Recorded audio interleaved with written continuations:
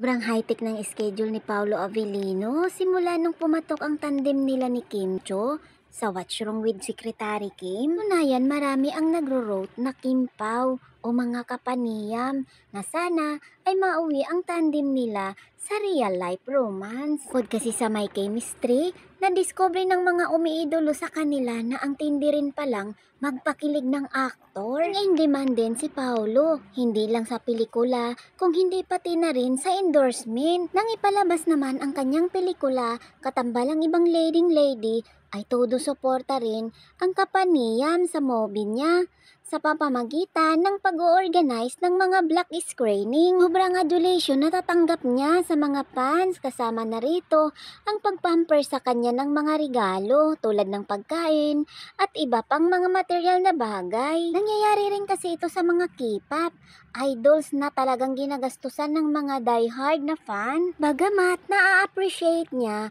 ang gesture na iyon ng mga fans, very vocal naman iyong sinasabi sa kanyang mga taga-subaybay na mas prepared niya ang mga sulat kaysa mga material na bagay. Say niya sa kapanayam sa X, "Hello, I'm grateful for the material gifts given to me. But as much as appreciate the gifts, I've said this before, I prefer handwritten letters rather than luxurious stuff.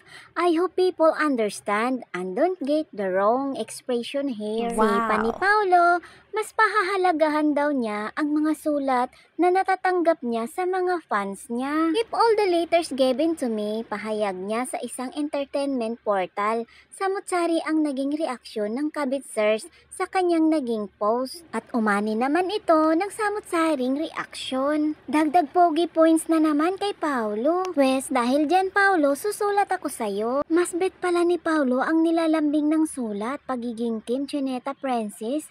Hanap niya ang lambing mo. Takot tumanggap ng gift from fan.